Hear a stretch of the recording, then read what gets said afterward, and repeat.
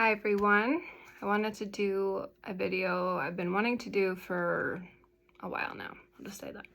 So this one's about chronic illness. I haven't really talked a lot about health or illness really at all online. It's not fun. It's definitely not fun to record this video, but I know it's going to help at least one person, and it is a big part of my story and journey. So I want to share it with you. Typically when I have like chronic symptoms like popping back up, you'll see me wear my glasses a lot. Yes, they do help with like screen time, stuff like that, but honest truth, they help hide. Like it's kind of like a tool. Like if a guy wears a hat because he's bald, this is my bald hat basically. So if I have like really dark circles under my eyes, or like my skin's just not good, whatever it might be, like these, like I just feel better and I'm like, oh, not as exposed, I guess. I don't know. Because when I have these like attacks or my immune system's down, or, I'm really symptomatic, I don't look good. I look like ill. I look depleted, just not great. And you want to feel good, especially as a woman, and or like showing up online, like filters. You want to, just look good, dress nice, all that stuff. So why would I want to do this? Well, I don't, but I know the things I don't want to do always push me to grow, and just being vulnerable and transparent is something I've preached over and over, the last couple years, and I haven't done the best job at that. So we're showing up today, and we're going to take the glasses off and show you what we're looking like right now. So it's not great. You can see I have pretty dark circles right now. I have a bunch of inflammation behind my eyes. My skin, it was doing really good there for a little bit. Now it's starting to break out again. But yeah, it's been a month. The last month, the kids and I, mostly like Hazel and I, a little bit Cashton, but mostly Hazel and I, like back to back sick. And man, anything from ear infections with Hazel to she tested negative for RSV, but was symptomatic for everything with RSV. So they put her on a nebulizer. She got worse. We did a steroid. That finally helped. But just, yeah, a lot of like cold, sick stuff, a lot of ear infections. So obviously she's uncomfortable at night and not sleeping. So her body's not getting rest. I'm not getting rest. Her dad and I, like, what do we do? What should we try? So many different things. But we did have a consultation today, and they're going to put tubes in her ears. So hopefully that gives her some relief here soon. But with my stuff, I've had strep on and off like that I cannot get rid of. I even finally agreed to take an antibiotic, and I try really hard not to, because gut health has been important to me, like the last couple years specifically, and I'll share a little bit why. But as much like natural health healing as I can, I've always tried to gravitate more towards that, because a lot of the other stuff just hasn't worked. So even just saying that to say, like, I did even try that and I still couldn't get rid of it. Some of my other weird symptoms that basically no doctor could figure out, and then they finally did. I got diagnosed with POTS syndrome. You can look it up, but basically it's a disorder of your autonomic nervous system. Your brain and heart don't really want to communicate, and you can have like a whole slew of symptoms. Then I've had other doctors or holistic practitioners I've talked to, and or my sister is one as well.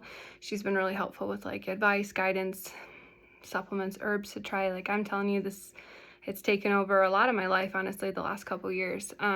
But just like the whole healing journey. Sorry, I'm trying to watch the time because I have a call coming up. But yeah, that to say, I guess recently, if that's helpful, or I should probably back up actually. The first like chronic, I guess, thing or symptom thing that I had was very early on, like middle school. I had stents in my kidneys. I was born with ureter tubes that were too small. So like early on, I got kidney infections, things like that, multiple surgeries for stents, all that good stuff.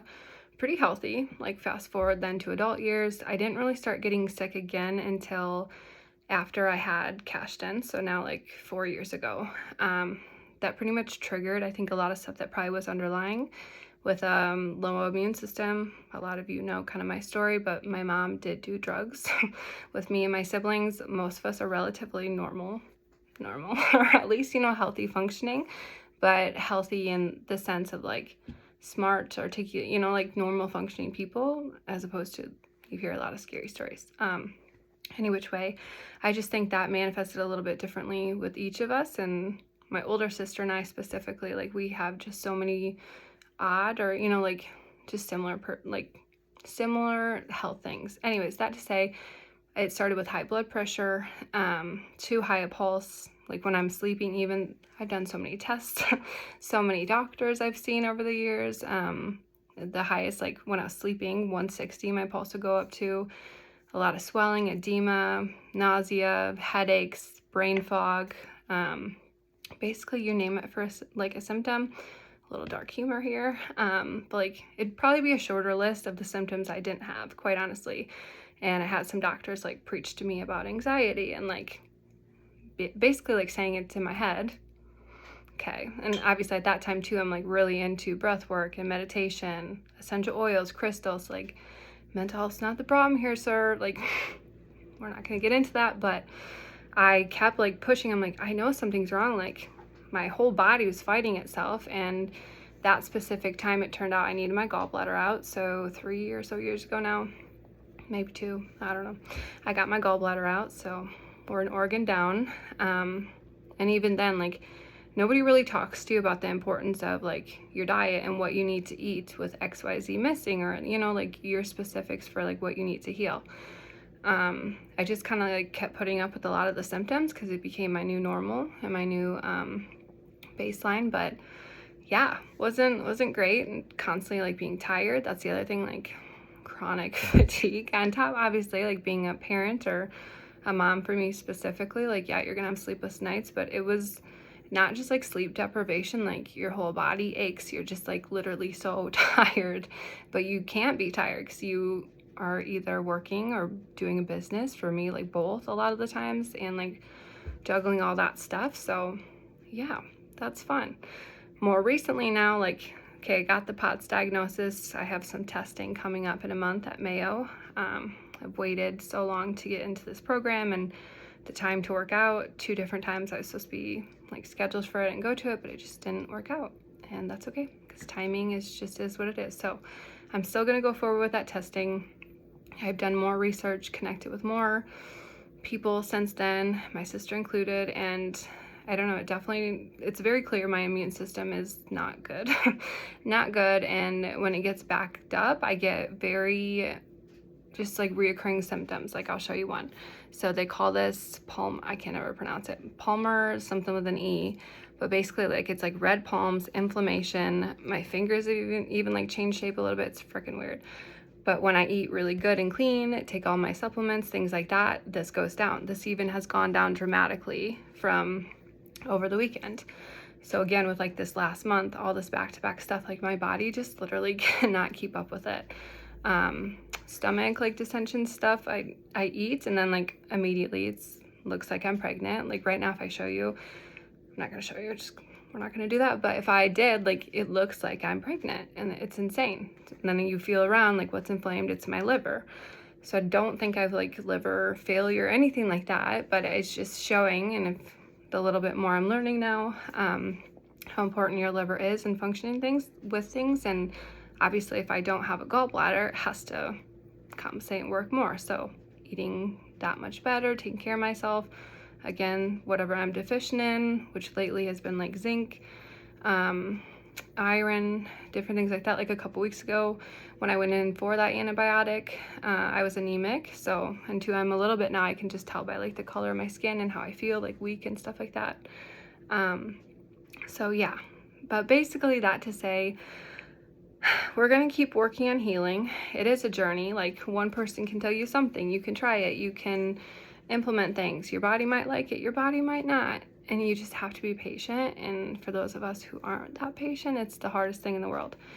But it is. So just try to be patient if you struggle with this too, and know there are answers. We just have to find them, or connect with the right people, or, you know, even sharing about this, because especially where I live, it's not normal, like, to stand up and feel dizzy, have high blood pressure random, and it's not even consistently either. It's not like I always have high blood pressure. It's like when I have attacks or, you know, triggers, probably a better word for it. And then I get all these other symptoms, like eczema. I get a little bit, you can probably see on my neck, it's finally clearing up a little bit, but I get it like in all the same places.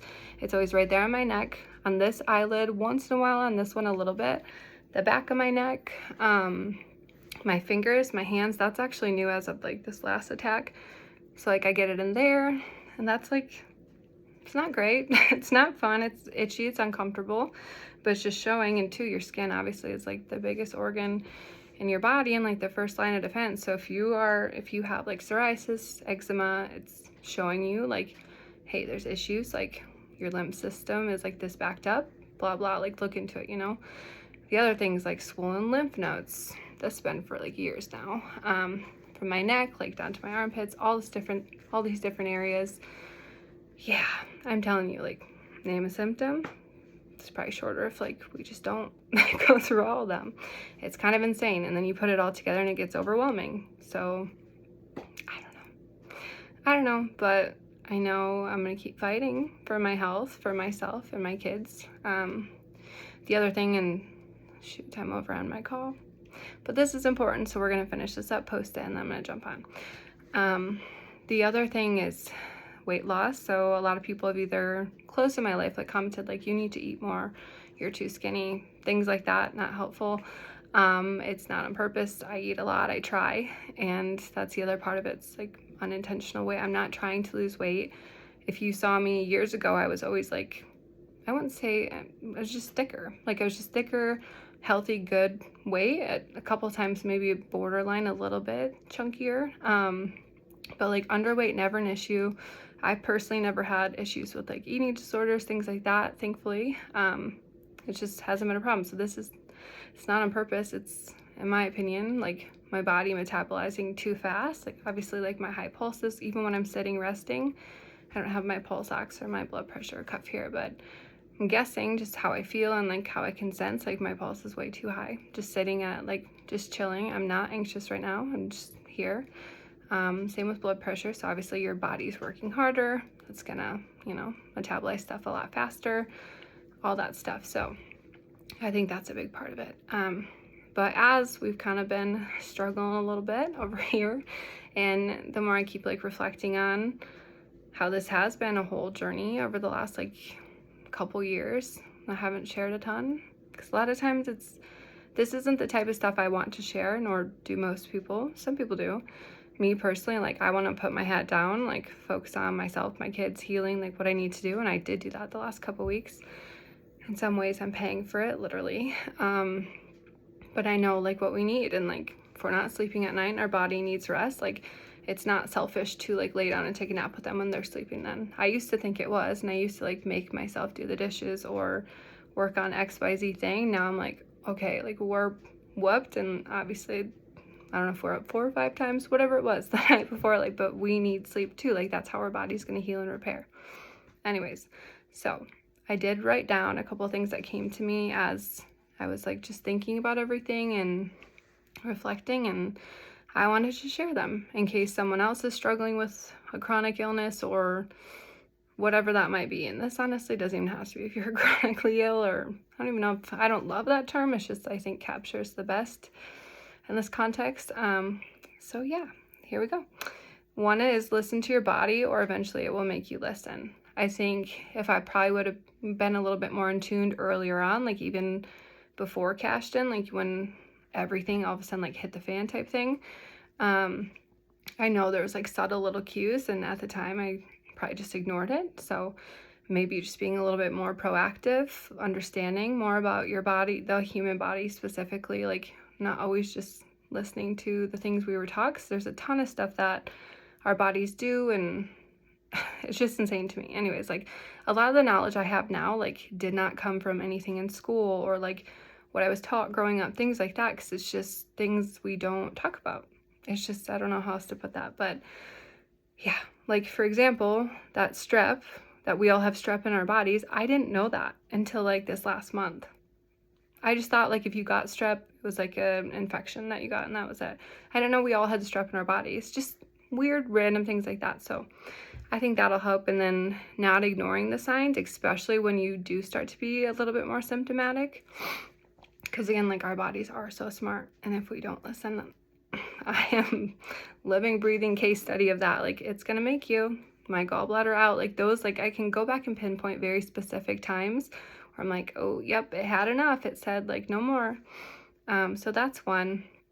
And even like looking at the like specific symptoms, like it'll like tell you what's going on. Like, so the eczema I'm getting here, there's a huge like lymph stream here, and obviously if I feel then it's inflamed, like those areas are showing like, hey, your lymph system is backed up here, like we need help type thing. So just pay attention to like the symptoms and like what that could correlate to. Do your research, trust the research, like from a trusted place, not just Google everything. That can be dangerous too. So just make sure it's like reliable, credible stuff. Be an advocate for yourself. This one is huge. There was so many times, like even before getting like the POTS diagnosis, that I felt so frustrated, and I started to question if I was crazy and it was in my head, because I had all these doctors keep saying like, look into anxiety, or do you take Xanax? Like take a Xanax, that'll lower your blood pressure and your pulse, like things like that.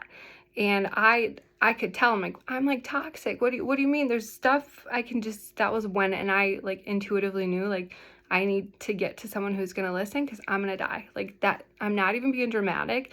You can ask my family, like my parents at that time. It was scary. My blood pressure was way too high. All my other symptoms, like I looked worse than this. Like I look great right now compared to that. Like it was bad. And guess what? Finally, like all the testing scans, everything that at this specific time, I'm not gonna like go into too many more details.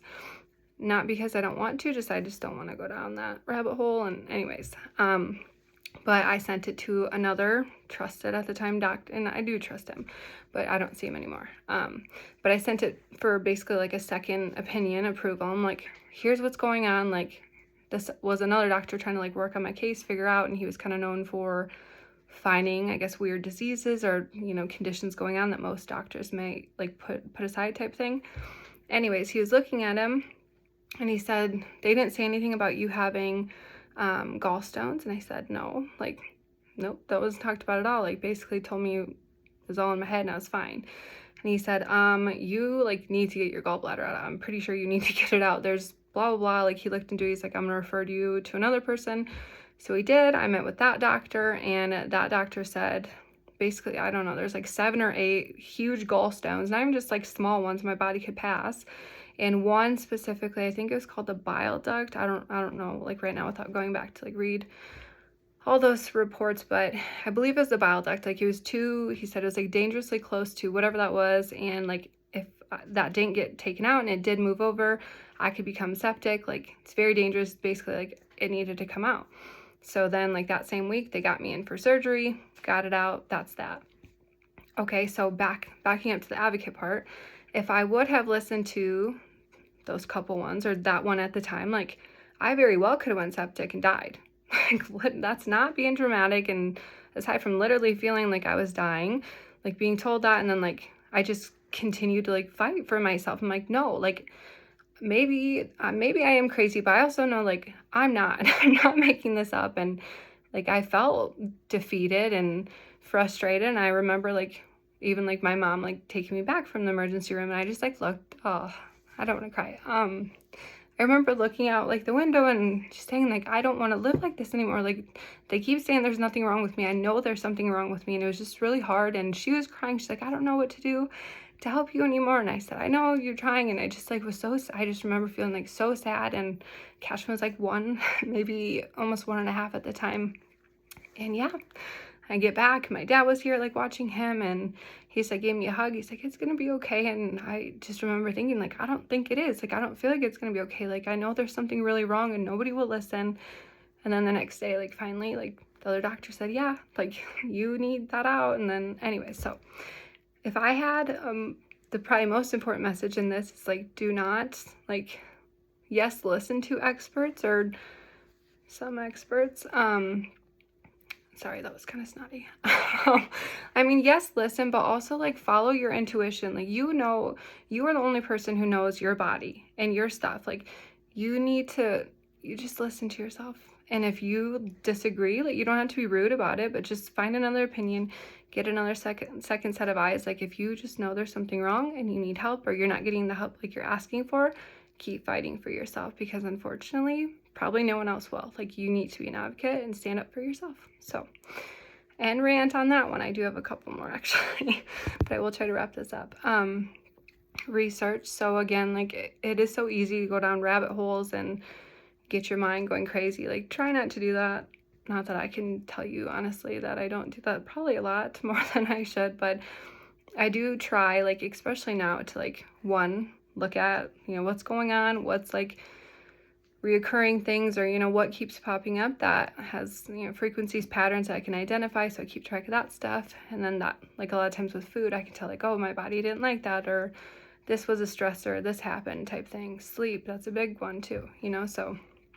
But with research, just make sure you're consuming information from someone that knows what they're talking about. And even at that, like, still, like, take what resonates and leave what doesn't. Just don't like fully follow one thing. Just make sure what you're researching, what you're consuming, finding, like, is helpful, and or that person like has their credentials. Like, my sister gave a good example. So she does have her coaching certification within like the holistic realm, but there are a lot of like holistic realm healers that will just say, oh, my great grandma did XYZ, so now I practice and teach other people this. Like, yeah, you might have lived experience, which is fine and okay, but like, just being clear about that up front, like, you actually don't have XYZ to back, or you have proven results, just things like that. Not saying you need a degree for everything. Like, I'm not pro college, not pro that. I'm not saying that. Just make sure it's valid and the person's trustworthy and like what they're saying. Because I could go out and say, I don't know, I'm just trying to make up something random, like, this glass, if you eat it, will heal your body, and I can tell you that because then I can make up a bunch of stuff. Okay, so you could trust me just because, like, whatever reason, or maybe you see this or that, but that's not true. I just made it up. So just think of that weird example. I don't even know if that was a good one. Anyways, enough of that.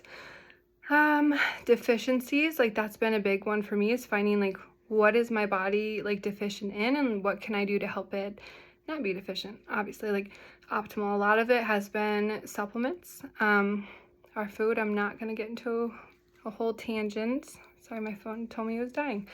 Not going to get into a whole tangent about food quality and different things, but very long story short, like, our food quality is not the same as it used to be. Even if we eat an apple, or we eat, something that we think is healthy, a lot of times it has pesticides and different things on it that we've actually, depleted the value of it. So make sure, like, even if you are eating healthy, like, if you need a little bit more support in whatever area. So for me, how I was really low on iron a couple weeks ago, like, I have to take an iron supplement now, just because my body, even if I was eating okay, which I'm sure at the time it wasn't even like what I needed, obviously, or that winds up happening. When you're sick, your iron even depletes more. Anyway, so I need some support there. I take extra vitamin C every day. Our bodies don't produce vitamin C, and having a low immune system, like, I need more of that. So things like that. And sleep and rest as much as you can. I know if you do have little ones and or like your parent, or whatever that looks like, it's hard. And even if you don't, and you wake up because of insomnia or whatever it might be, like, as much as you can, sleep and rest. It's not selfish. Like, we literally need that to heal and repair. So that's that. And ask for help. So in my case, if I have sick kids, or one of them is sick, and maybe, we're rolling on a year or so of like little to no sleep, or, just struggling in that area, and like, I know my body needs sleep to heal. It took me way too long to ask for help, or like say, like, I know, like, I need this and I need help. Like, that's really vulnerable for me. It's easier for me to like push myself to the absolute limit and struggle the whole way, but just think like, it's okay, like, I'm pushing through, or I'm tough. Like, that's not very tough if I just keep wearing myself down and I'm really struggling. So like, I need to ask for help, and that's okay. I don't know why it's taken me so long. I actually do know. It's a lot, with how I grew up and childhood trauma, stuff like that. I'm unlearning a lot of behaviors, so that's okay. But now I can recognize, like, okay, my body's literally like getting to that point again. I need help, and that's okay. And it doesn't have to just be that example. Like, anyone who loves you, like friends, family, people, it might even be something intangible. Maybe you just need somebody to listen or give you advice, or, just don't be afraid to ask for help for what you need. Like, the people who do love you and want to be there for you, like, they will be. A lot of times they just don't know how. Like, I have a ton of friends like that have said, like, I want help, I just don't know how. And the one time I was like, hey, do you remember how you kept saying, my friend Jordan, like, he kept saying that. I'm like, oh, well, I thought of something. Like, if you really want, I need to go get groceries. Like, I'll send you my list if you want to go. And I was half kidding, but half kind of like, do you want to do this? Like, that'd be awesome because I'm feeling really weak and I don't want to like go through the store. Like, that's a whole thing. And when I look like this, it's not really fun for me to go in public, or, you know, like in that sense. I'll do a lot of like grocery pickups. But yeah, and I don't want to hide behind makeup or like feel like I have to wear makeup just to go somewhere, you know, just, and I know that's kind of a self-confidence thing, not in the sense that I'm not confident, it's just I don't like the way I look or feel, and I just don't really want people to look and think, what's wrong with you, or you don't feel good. You can just tell when someone's like ill or doesn't feel good, like they're looking kind of rough. So anyways, good example of like not just like friends or family in the sleep thing, but like, hey, something like that, could you do this for me? Would you? Like, I appreciate you, thank you. And obviously not just like always ask, but be there for them too. Maybe you can't physically do something, but you could listen if they need a friend or need advice, you know? So just like keeping relationships as good as possible. It can be really hard when you have chronic stuff going on and or you're a parent with little ones and all of it combined. Like, it's really hard to like stay in the loop and work, like and work or have a business. Like, for me personally, there's just not enough time or not enough me for all the things I feel like that need me. So I try to like focus on the things that really, like, obviously priority, my kids, myself, you know, health, those things, and business. It's just do the best you can. But know too, the people again that love, care about you, they also are going to understand like, hey, this is like Nicole's situation now, or like how things are. It wasn't always like that and won't always be like this, but right now that is what she needs. Or you proactively have the conversation. That's something I definitely could have done better with a lot of people in my life, and then we've had conversations like since then about it. But I've had to apologize a lot and say like, I didn't mean to ignore you, or I did forget about that, I'm sorry, I didn't mean to, like it wasn't to hurt your feelings or intentional, like I just have a lot going on right now, or this is, you know, whatever. Most people are understanding. You just like have to have that conversation. Let me see, I'm just looking at my notes here. You can't do it all. Yeah, it's obvious, even though sometimes I think I can, I can't. I'd love to. I have on here, find your community, friends, family, you know, people who love and care about you. I kind of just said that. Be patient and kind to yourself. I struggle with this sometimes. I always think like, what's wrong? I know there's nothing wrong with me, but in my perfect world, I'm like, I'd be vital and happy, healthy, and 100%, but also that's not human and that's not my reality. So that's not really helpful. I try to now like compliment myself on little things like, you didn't want to do this today, but you did, and that was hard. Like, good job. Little pep talks, like that does go a long way versus like always feeling down or frustrated. That's not gonna help you or anyone else around you. So just be kind and patient with yourself and to yourself. And through, if you are going through a healing journey, whether it's physical, mental, emotional, spiritual, all of them, who knows?